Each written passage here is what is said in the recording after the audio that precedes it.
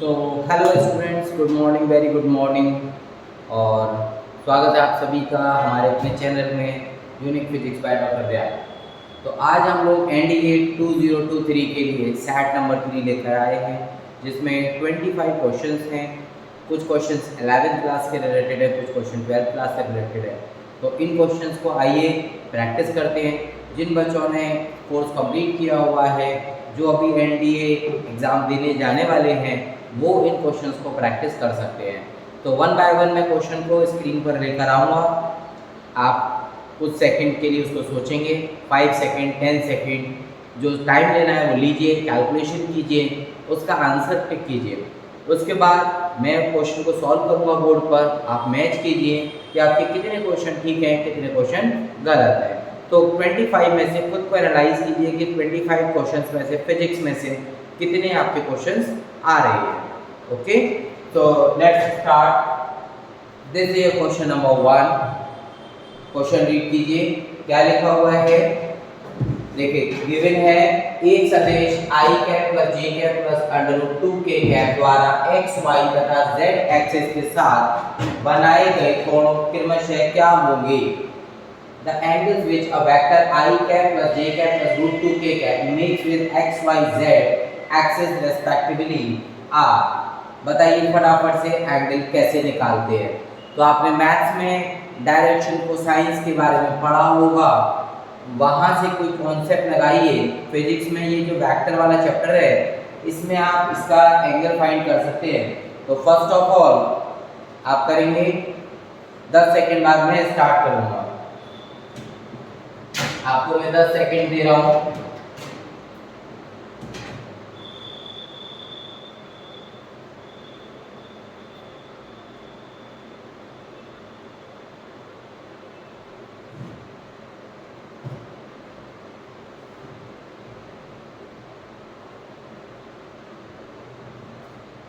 चलिए, अब हम करना स्टार्ट करते हैं।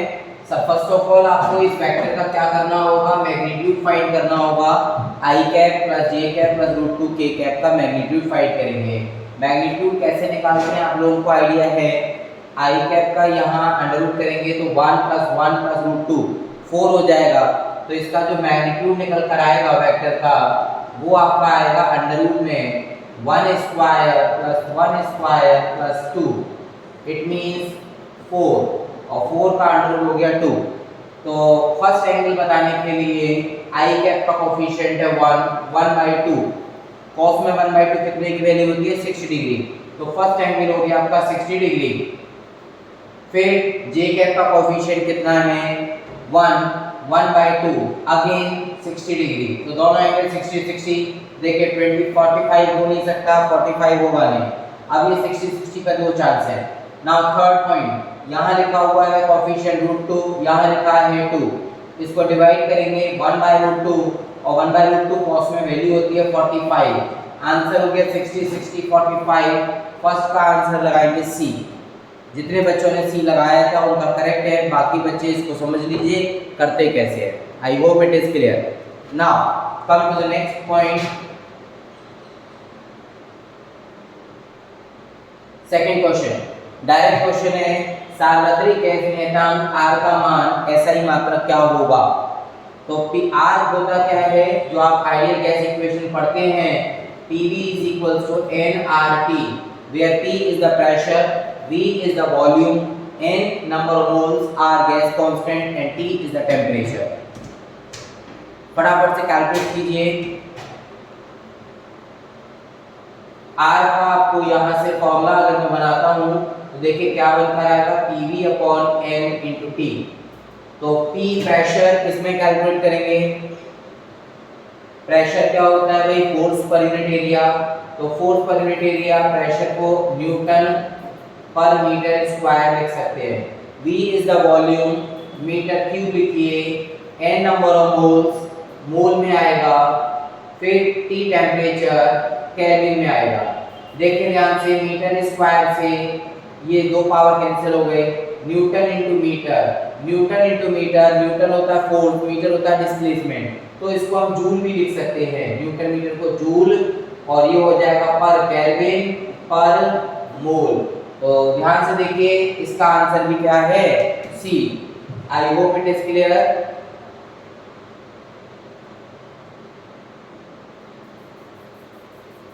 तो जूल पर केल्विन पर mole. Now next question, third, व्यंजक k is equal to 1/4 pi epsilon naught में k का मात्रक क्या होगा। तो ये फॉर्मूला आपको मैं याद दिला दूं, कौन सा फॉर्मूला आप पढ़ते हैं, Coulomb's law, 1/4 pi epsilon not q1 q2 over r square.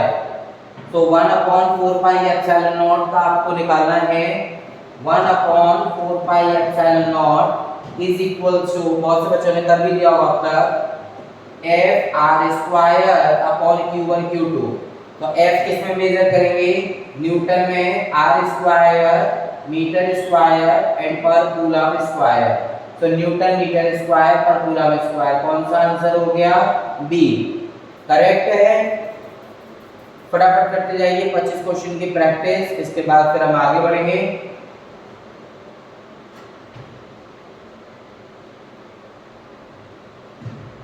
Next question देखिए आपके सामने है, एक कण 25 मीटर भुजा वाले वर्ग की भुजाओं ए बी, ये आपको डायग्राम दिखाई दे रहा होगा, A, this is A B C and D, लिखा हुआ है A B B C C D के अनुदेश 15 मीटर प्रति सेकंड। तो ए बी के अनुदेश चलता है पहले, फिर बी सी के अनुदेश चलता है, फिर सी डी के अनुदेश चलता है 15। तो इसका औसत वेग क्या होगा, कैलकुलेट कीजिए जल्दी बच्चों।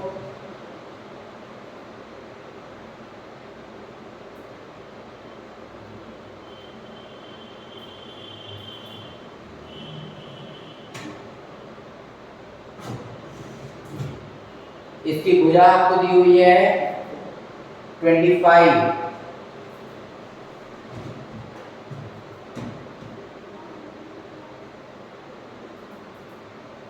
निकाला तो बच्चों ने।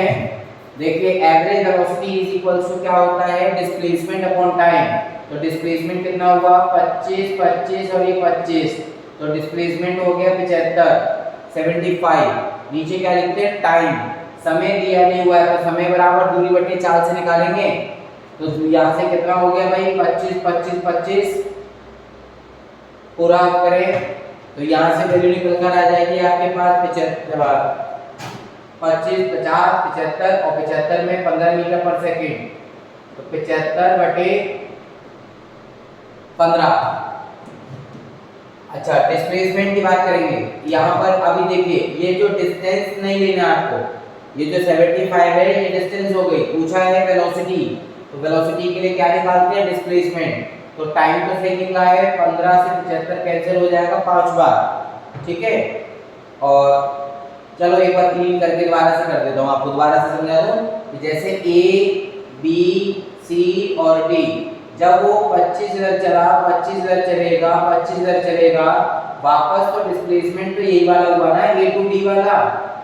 तो एवरेज वेलोसिटी में डिस्प्लेसमेंट लेके आपका हो गया 25, और नीचे आएगा समय, समय बराबर टोटल 25 25 25 75 एंड 15 की स्पीड से चलता है, 15 से 75 5 बार, 5 से 25 5 बार, तो एवरेज वेलोसिटी आ गई 5 मीटर पर second.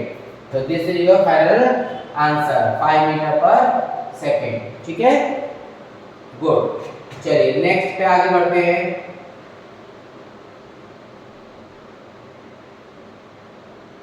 Second question, fifth question, सड़कें वक्र पथ पर उठी हुई होती हैं, या आपने देखा होगा बैंकिंग ऑफ रोड जब पढ़ाया जाता है, तो बैंकिंग ऑफ रोड में जो रोड है वो बाहर की तरफ से उठी हुई होती है। तो उससे रिलेटेड क्वेश्चन है कि सड़कें वक्र पथ पर उठी हुई होती है जिससे गतिशील वाहन बाहर की ओर ना फिसले, बाहर की तरफ ना फिसले।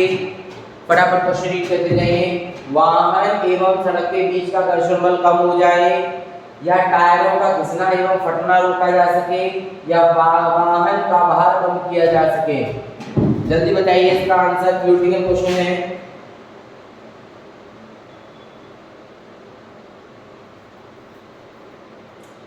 चलो, जिन बच्चों ने बताया बिल्कुल ठीक है, तो इसका आंसर आ रहा है आपका ए। आंसर है इसका ए, गतिशील वाहन कार की तरफ ना फिसले।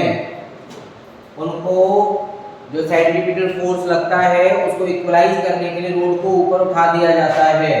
तो इसमें क्या होता है कि जैसे आपका ये रोड हो गया, तो इसको ऊपर की तरफ उठा दिया जाता है, हाइट हो गई h। तो यहाँ से आप थीटा एन थीटा भी निकाल सकते हो, ठीक है। परपेंडिकुलर अपॉन यहाँ से क्या लगाएंगे, टेन थीटा का फॉर्मूला याद है, पंडित बद्री प्रसाद हर हर बोले। तो परपेंडिकुलर अपॉन बेस, परपेंडिकुलर हो गया h, बेस हो गया बता लो b, तो h अपॉन b। तो अगर आपको हाइट और विड्थ दी हो रोड की, तो h अपॉन b से टेन थीटा निकाल सकते हो, जो टेन थीटा आपका b स्क्वायर अपॉन rg के भी इक्वल होता है।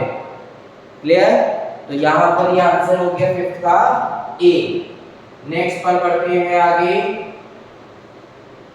क्वेश्चन नंबर 6, रीड कीजिए इसको। एक कार एक समान चाल से समतल सड़क पर जा रही है। कार के भीतर हीलियम गैस से भरा गुब्बारा धागे से बांधकर तली में बांध दिया जाता है। धागा ऊर्ध्वाधर रहता है। अब कार चाल को नियत रखते हुए बाईं ओर मुड़ जाती है, तो गुब्बारा कहाँ मुड़ेगा? बात समझ में आई कि आपने कार में क्या किया, एक बलून को, हीलियम से भरे हुए बलून को धागे से बांधकर रख दिया और कार सीधी चल रही है, तब तक सही चल रहा है। अब कार जो है वो बाईं तरफ मुड़ जाती है, लेफ्ट साइड में। इंग्लिश में लिखा हुआ है, पढ़ लीजिए। A car is moving with a uniform speed on a level road. Inside the car there is a balloon filled with helium and attached to a piece of string tied to the floor. जो floor है उससे आपने उसको बांध दिया। The string is observed to be vertical. The car now takes a left turn, maintaining the speed of the level road. The balloon in the car will. तो इसमें basically balloon कहाँ जाएगा, किस तरफ आपका चेंज होगा, उसका डायरेक्शन वो आपको बताना है। जल्दी बताइए।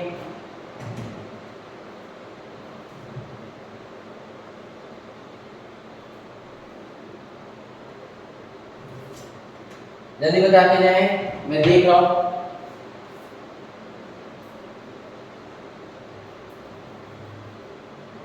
बिल्कुल ठीक है, डी आंसर होगा, बाईं ओर जाएगा भाई, बाईं ओर, be thrown to the left side. ऐसा क्यों हुआ है? ऐसा इसलिए हुआ, जब कार आपकी लेफ्ट में टर्न लेगी तो हीलियम जो है वो हल्की गैस होती है, बाहर जो है बाहरी गैस है, तो बाहरी गैस क्या करेगी, उसको फोर्स लगाएगी, तो वो जो बलून है वो भी आपका लेफ्ट साइड में टर्न लेगा। तो इसका आंसर आप लगाएंगे डी। 6 क्वेश्चन का आंसर है डी। चलिए गुड, आगे बढ़ते हैं।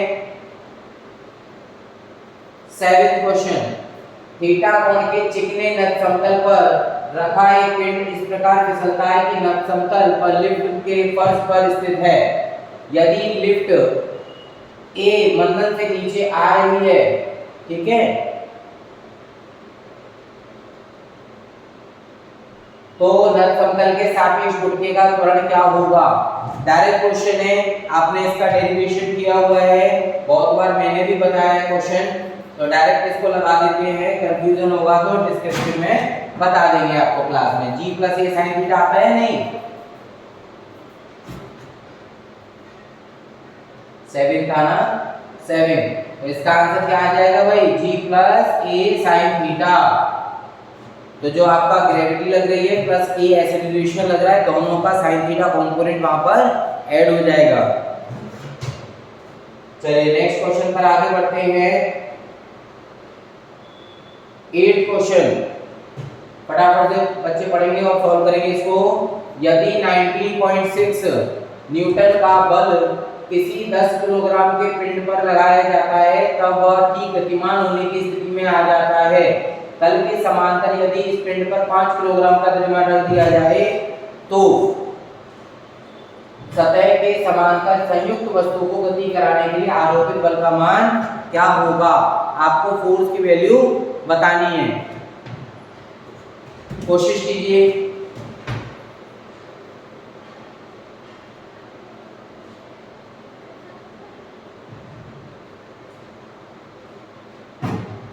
अरे सिंपल सी बात है, इसमें क्या लिखा हुआ है, मास तो चेंज कर दिया। आपके पास पहले से कितना है, 10 किलोग्राम मास है, 5 किलोग्राम और ऐड कर दिया। इंग्लिश में भी क्वेश्चन पढ़ लीजिए पहले। A force of 19.6 Newton when applied parallel to the surface just move a body of mass 10 kg kept on a horizontal surface. If a 5 kg mass, important है 5 kg mass, if a 5 kg mass is kept on the first mass, the force applied parallel to the surface. तो basically force किस पर depend करता है, मास पर। तो आपको concept क्या लगाना है, F1 upon F2 is equals to M1 upon M2, या हम इसको कर सकते हैं इस तरीके से, F2 upon F1 is equals to M2 upon M1। तो देखिए F2 कैलकुलेट करना है, सेकंड मास कितना हो गया, 10 kg पहले से था, 5 kg और ऐड हो गया। M1 कितना हुआ आपके पास, पहले 10 किलोग्राम एंड फोर्स कितना था 19.6, तो 10 और 5 हो गया 15। यहाँ से 5 से इसको सॉल्व कर लीजिए, मल्टीप्लाई कीजिए, देखो आंसर कितना आता है। 5 से 2 बार कैंसिल हो जाएगा, 3 बार कैंसिल होगा, 3/2 और इसका मल्टीप्लाई करेंगे तो आंसर आएगा भाई 29.4 newton. This is final answer. Check कर लीजिएगा कैलकुलेशन। डन, चलिए बहुत बढ़िया। इस तरह आगे बढ़ते हैं नेक्स्ट क्वेश्चन पर। Question number 9। एक 10 किलोग्राम के गुटके को एक ऊर्ध्वाधर सतह पर 2 मीटर प्रति सेकंड के वेग से गतिमान बनाए रखने के लिए 5 न्यूटन का बल लगाते हैं। इस बल द्वारा 1 मिनट में किया गया कार्य क्या होगा। तो बहुत सिंपल है, फॉर्मूला समझ लीजिए। W is equals to force into displacement होता है, और यहाँ पर डिस्प्लेसमेंट ना देकर आपको वेलोसिटी दी है, तो बात तो एक ही है, force velocity into time. Force आपके पास कितना हो गया, 5 न्यूटन का बल, वेलोसिटी कितनी हो गई भाई 2 मीटर पर सेकंड, और 1 मिनट को आपने चेंज कर दिया किसमें 60 सेकंड में। तो ये कितना हो गया, 5 दूनी 10 इंटू 60 600 हो गया, 600 जूल। क्लियर हो गया होगा आंसर, 600 जूल। नेक्स्ट क्वेश्चन आता है आपके पास 10th क्वेश्चन। जब कोई पिंड किसी घर्षण युक्त सतह पर गति करता है तब उसकी गतिज ऊर्जा क्षय होती है, काइनेटिक एनर्जी में लॉस होता है परंतु संवेग अचर रहता है। इंग्लिश में लिखा है it losses kinetic energy but momentum is constant. फिर सेकंड है it losses kinetic energy but gains in potential energy, kinetic energy and momentum both decreases, है ना। और लास्ट लिखा हुआ मैकेनिकल एनर्जी इज कंजर्व, यांत्रिक ऊर्जा क्या रहती है, संरक्षित रहती है। जल्दी से बताइए इसका आंसर। देखिए पहले मैं आपको इस कॉन्सेप्ट का रिलेटेड बात बता दूं। यहाँ पर फोर्स होते हैं दो, एक कंजर्वेटिव होता है जिसको संरक्षी बल बोलते हैं, दूसरे होते हैं नॉन कंजर्वेटिव जिनको असंरक्षी बल बोलते हैं। तो कंजर्वेटिव और नॉन कंजर्वेटिव यानी संरक्षी बल और असंरक्षी बल। तो बेसिकली जो संरक्षी बल होते हैं वो आपके इनिशियल पॉइंट और फाइनल पॉइंट पर डिपेंड करते हैं, पाथ पर डिपेंड नहीं करते। कंजर्वेटिव फोर्स जैसे ग्रेविटेशनल फोर्स हुआ, इलेक्ट्रोस्टैटिक फोर्स हुआ, तो इनिशियल पॉइंट और फाइनल पॉइंट पर ही डिपेंड करते हैं, पाथ किस पाथ से लेकर के उस पर डिपेंड नहीं करेंगे, है ना। लेकिन फ्रिक्शन फोर्स पाथ पर डिपेंड करता है। आपको कहीं सीधे जाना, आप घूम के जाओगे तो घर्षण बल ज्यादा लगेगा, तो घर्षण बल आपका असंरक्षी बल होता है, और असंरक्षी बल होने के कारण इसकी गतिज ऊर्जा और संवेग दोनों में क्या होता है, हानि होती है। तो हानि होने की वजह से आंसर क्या हो गया इसका, सी। बहुत बढ़िया, चलिए वेरी गुड।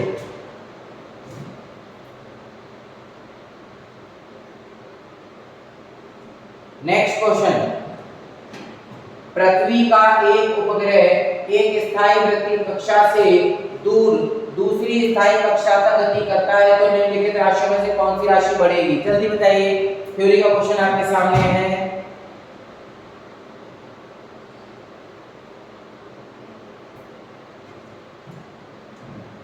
क्या लिखा हुआ, पृथ्वी का एक उपग्रह स्थायी वृत्तीय कक्षा से दूर अपनी दूसरी स्थायी कक्षा तक गति करता है। An Earth satellite is moved from one stable circular orbit to a further stable circular orbit. Which one of the following quantities increase? तो देखिए बेसिकली यहाँ पर आंसर आपका रहेगा कौन सा? This one, gravitational potential energy. Formula बता देता हूँ मैं जिन बच्चों को नहीं पता, माइनस का Gmm/r होता है। तो r की वैल्यू जब बढ़ेगी तो आपको ऐसा नहीं बोलना है कि पोटेंशियल एनर्जी यहाँ घटेगी। r की वैल्यू बढ़ने का मतलब हो गया कि ओवरऑल वैल्यू घटेगी, लेकिन माइनस में जब वैल्यू डिक्रीज होती है तो ओवरऑल वैल्यू को बोला जाता है इंक्रीज होना। भाई -2 और -4 में -4 आपका बड़ा है छोटा है? छोटा है। -2 बड़ा है, तो r की वैल्यू बढ़ने पर ओवरऑल वैल्यू घटेगी, लेकिन माइनस की वजह से हम उसको लिखेंगे इंक्रीजिंग। क्लियर हो गया?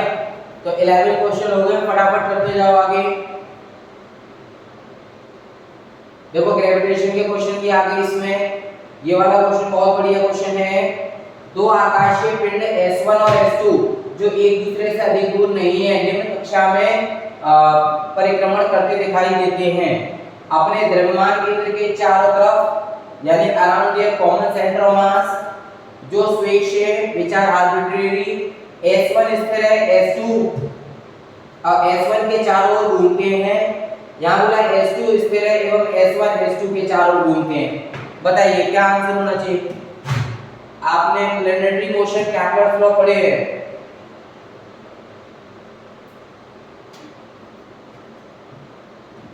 तो दो आकाशीय पिंड जो एक दूसरे को बैलेंस कर रहे हैं तो 110% वो अपने द्रव्यमान केंद्र के चारों ओर ही घूमेंगे।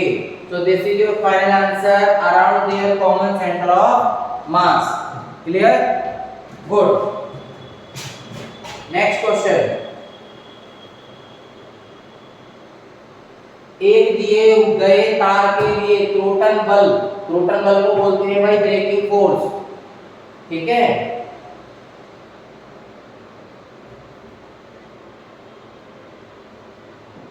एक दिए गए तार के लिए त्रोटन बल F है, उसके परिमाण के दो तारों के लिए त्रोटन बल क्या होगा? यानी जो फोर्स है, यदि एक तार के लिए आपको गिवन है तो दो तारों के लिए कितना होगा? ब्रेकिंग फोर्स किस पर डिपेंड करता है?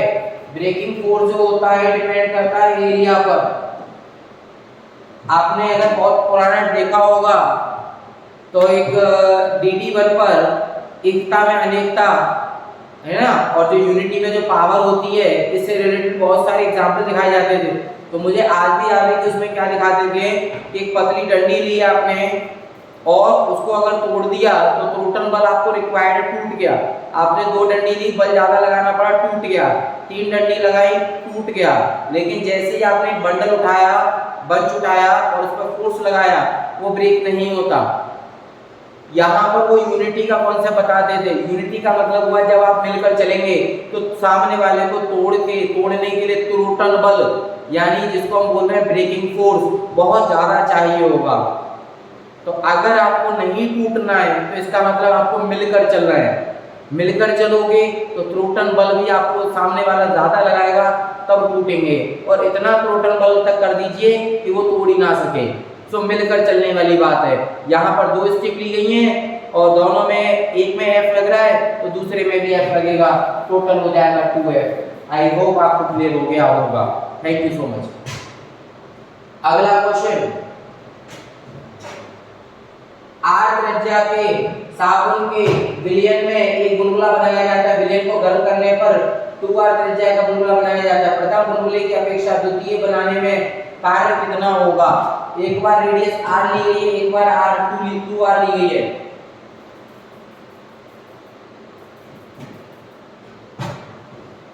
तो यहाँ पर आंसर जो आएगा कितना आएगा? जो वर्क डन होता है, आपको अगर फॉर्मूला याद होगा तो वर्क डन का फॉर्मूला हम लिख दे रहे हैं। क्या होता है? साबुन के बुलबुले के लिए 8 पाई r² इनटू सरफेस टेंशन लेते हैं। तो एक में रेडियस r है, एक में 2r है। तो जब रेडियस डबल हो जाएगी तो रेडियस का स्क्वायर यानी 4 गुना। तो 4 गुना से कुछ कम आपको क्या करना पड़ेगा? कार्य करना पड़ेगा। 4 गुने से कुछ कम। C answer, slightly less than 4 times. ठीक है?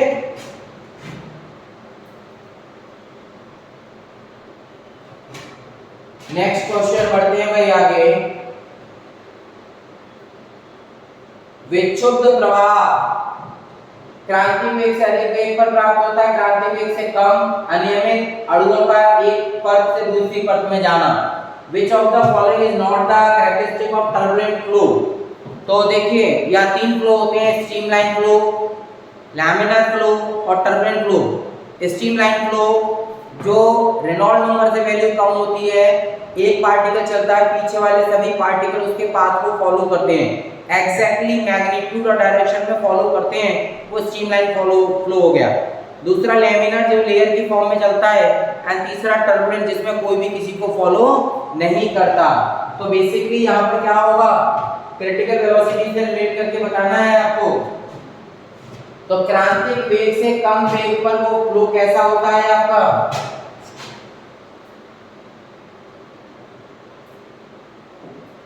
क्रांतिक वेग की जो डेफिनेशन है वो आपको अगर याद नहीं हो तो मैं बता दे रहा हूं। क्रांतिक वेग होता है वह वेग जिससे नीचे अगर वेग है तो जो वेग होगा, फ्लो होगा, वो आपका कैसा होगा, स्ट्रीमलाइन, और अगर ऊपर की बात करते हैं तो विक्षुब्ध होगा।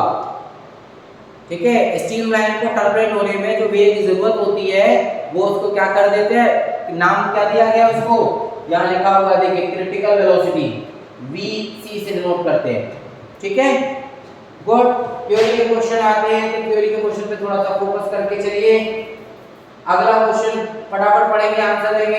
एक आदर्श तापमापी में कौन सा गुण होना चाहिए, यानी an ideal thermometer should have large heat capacity, medium heat capacity, small heat capacity या वेरिएबल हीट कैपेसिटी। जल्दी बताएंगे।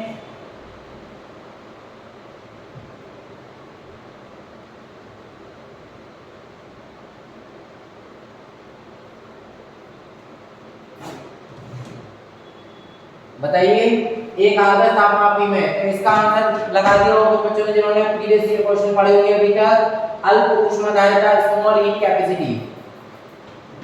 ठीक है, अगर बहुत ज्यादा ऊष्माधारिता रखेंगे तो हाई टेम्परेचर पर ही वो थर्मामीटर बताएगा। लो पर बताने के लिए आपको स्मॉल चेंज भी होना है, इसको बताने के लिए स्मॉल हीट कैपेसिटी की रिक्वायरमेंट होगी। नेक्स्ट क्वेश्चन 18 इजी है, देखिए। एक पेंडुलम घड़ी पृथ्वी तल पर सही समय दिखाती है, इसे चंद्र तल पर ले जाया जाता है, तब यह चलेगी। चंद्र तल पर ग्रेविटी कितनी दी हुई है, पृथ्वी का 1/6। A pendulum clock that keeps correct time on the earth is taken to the moon, it will run. It is given that g moon is equals to g earth by 6। तो formula क्या होता है, t is equals to 2 pi under root में l by g।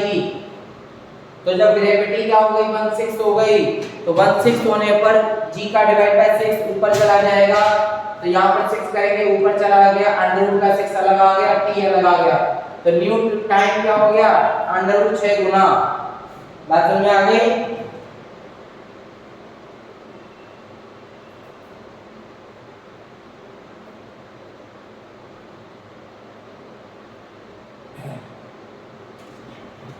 तो यहाँ पर क्या हो जाएगा, ग्रेविटी, एक पेंडुलम लिखा हुआ है ना, समय इतना दिखाती है, इसे चंद्र तल पर ले जाया जाता है तो यह चलेगी। तो ग्रेविटी वहां पर क्या हो रही है, रिड्यूस हो रही है। तो ग्रेविटी जब रिड्यूस हो जाएगी तो वहां पर जो टाइम की बात कर रहे हैं पेंडुलम क्लॉक की, तो पेंडुलम क्लॉक क्या हो जाएगा, ग्रेविटी घटेगी तो वहां पर वो बढ़ेगा। कितना बढ़ेगा वो आपको आंसर मिल ही गया। ठीक है, नेक्स्ट क्वेश्चन।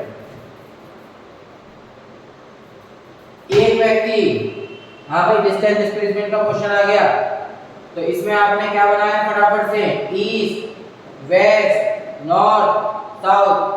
एक व्यक्ति 10 मीटर उत्तर की ओर चलता है, 10 मीटर चला ऊपर, फिर बोला तत्पश्चात 20 मीटर चला वो पूरब की ओर, 20 मीटर इधर चलता है, विस्थापन क्या होगा निकाल दो। तो अंडर रूट में करके 10 का स्क्वायर 100 प्लस 20 का स्क्वायर 400, अंडर रूट में हो गया 500, अंडर रूट का 5 इंटू ये हो गया आपका 10। ये कितना हुआ, अंडर रूट का 5 इंटू में 10, मल्टीप्लाई कर दीजिए, आंसर निकल कर आ जाएगा। मैं आपको आंसर बता देता हूं,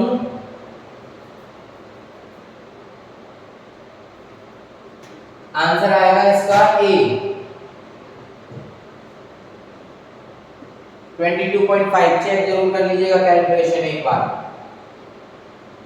नेक्स्ट क्वेश्चन दिया हुआ है, एक गाड़ी 8 त्रिज्या के वृत्ताकार पथ पर, तो ये 8 त्रिज्या का वृत्ताकार पथ हो गया, पूरा चक्कर लगाता है 40 सेकंड में, रेडियस है r, समय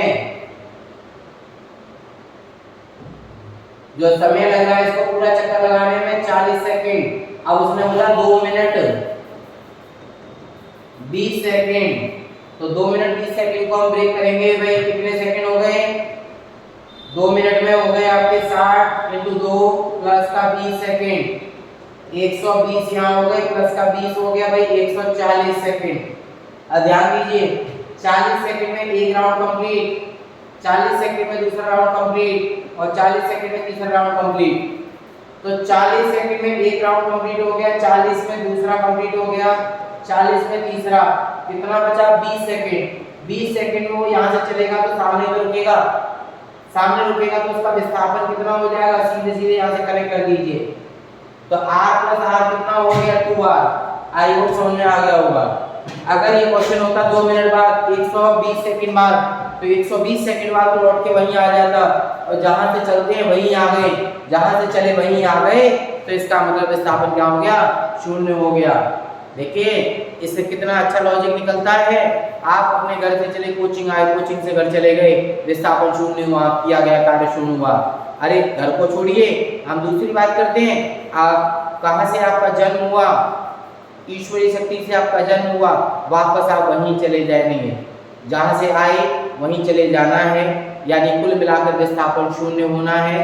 तो किस बात का बैर, बात समझ आ रहे हैं, तो आपका कुल मिलाकर विस्थापन 0 होना है। तो लड़ना झगड़ना किस बात का, कि ये मेरा है वो तेरा है, जहां से आए हैं अंत में जाना वही है। कुल विस्थापन 0 होना है, कुल विस्थापन 0 हो गया तो किया गया कार्य भी 0 हो गया, सब कुछ यही रह जाएगा। सिर्फ अच्छे कर्म आपके साथ जाएंगे, अच्छा बोल, अच्छे वचन आपके साथ जाएंगे, उस पर फोकस करें।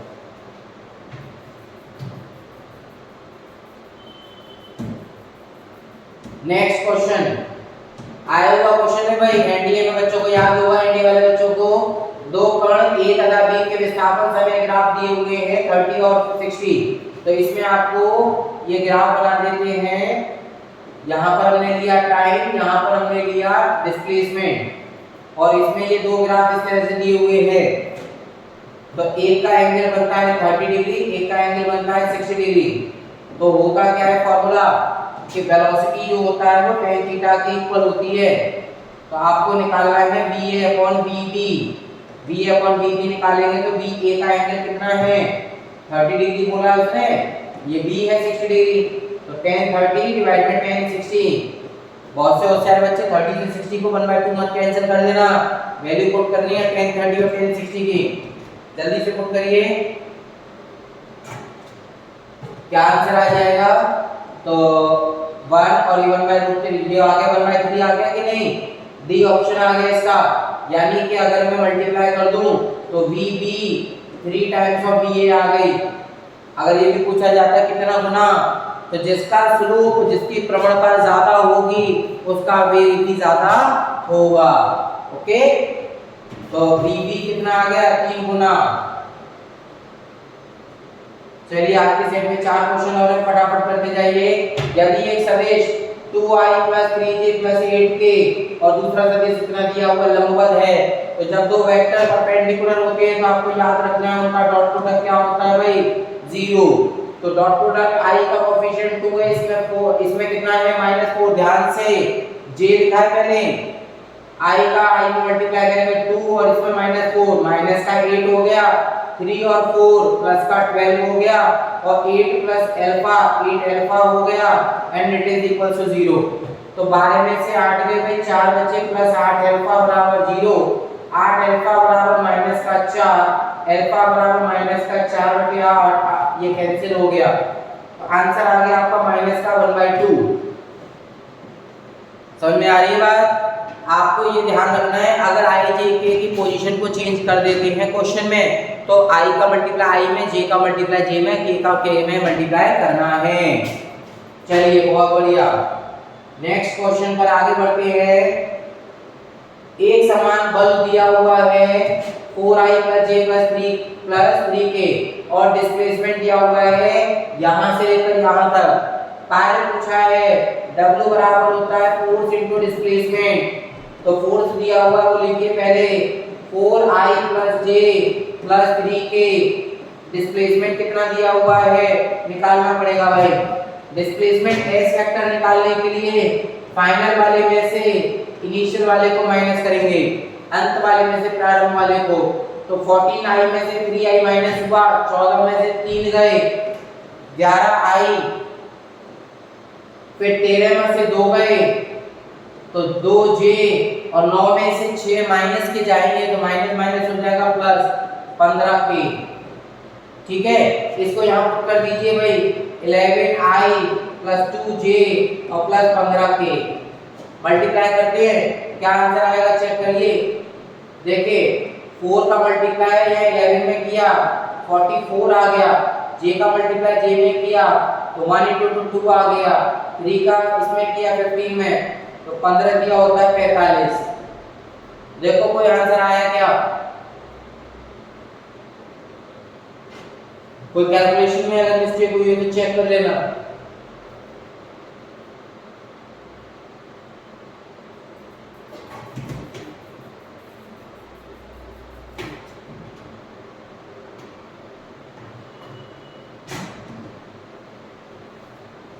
एक बार कैलकुलेशन देख लेते हैं। कुछ कैलकुलेशन में लग रहा है कि कहीं गड़बड़ हो सकती है। j में से j माइनस हुआ है, एक बार फिर से देख लें भाई, क्लीन करते हैं इसको। ijk दिया हुआ है, ijk दिया हुआ है, डिस्प्लेसमेंट हमने निकाला पहले तो डिस्प्लेसमेंट हो जाएगा 14 में से 3 माइनस हुआ 11 i कैप, 13 में से 2 गए 11 j कैप, 9 में से 6 15 k कैप।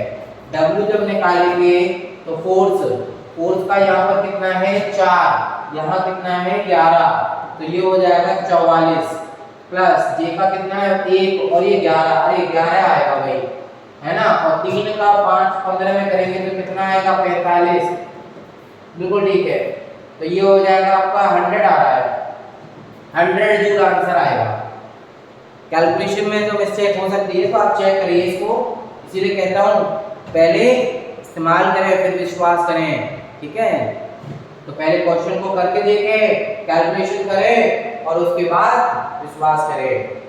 देखिए यहाँ पर पूछा गया a क्रॉस b और b क्रॉस a, तो राइट हैंड रूल आपने पढ़ा होगा, anti clockwise clockwise, anti clockwise होता है ऊपर जाता है, क्लॉकवाइज होने पर नीचे जाता है। एंगल कितना बना 180, तो pi is the correct answer. ठीक, चलिए फटाफट से एक लास्ट क्वेश्चन और है, इसको और समझ लीजिए। यदि a क्रॉस b बराबर c है तो इनमें से कौन सा कथन सही होगा? If a cross b equals to c, then which of the following statement? तो जैसे आपको अगर मैं याद दिला दूं तो i क्रॉस j बराबर k लिखते हैं, तो k जो होता है i के भी परपेंडिकुलर होता है, j के भी परपेंडिकुलर होता है, यानी c is perpendicular to a and c is perpendicular to b। ठीक है, ये दोनों बात ठीक है, परपेंडिकुलर a प्लस b के भी हो सकता है, लेकिन a क्रॉस b के परपेंडिकुलर नहीं होगा क्योंकि i क्रॉस j के परपेंडिकुलर उसी डायरेक्शन में आएगा, उसके साथ वो पैरेलल में होगा। तो गलत बात पूछिए, ध्यान रखिएगा कौन सा कथन गलत है, सही मत लगा देना कि पहला वाला सही लगा दिया। करेक्ट आंसर है इसका डी।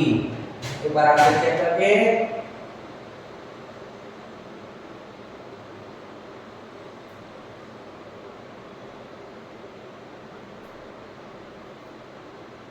करेक्ट आंसर, तो करेक्ट आंसर इसका है, मतलब रॉन्ग जो पूछा गया है वो है D. I hope it is clear, बहुत बढ़िया।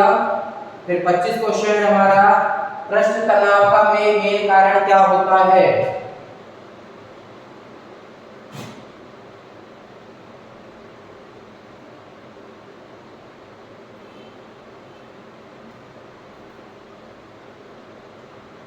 पृष्ठ तनाव का मेन कारण कितना होता है?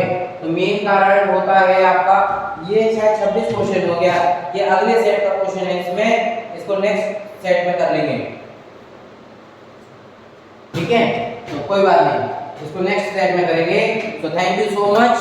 आज का आपका सेट 3 कंप्लीट होता है। जिन बच्चों ने अभी तक हमारा चैनल सब्सक्राइब नहीं किया है, तो फॉर यूनिक फिजिक्स को बहुत ही इंटरेस्टिंग तरीके से समझने के लिए, रेगुलर प्रैक्टिस करने के लिए हमारे चैनल से जुड़े रहिए। लाइक कीजिए, शेयर कीजिए, सब्सक्राइब कीजिए। मिलेंगे फिर से सेट नंबर 4 के साथ। 25 क्वेश्चन आपका इंतजार करेंगे। बी रेडी, अपनी थ्योरी को रिवाइज करते रहो, अच्छे से पढ़ते रहो। Thank you so much.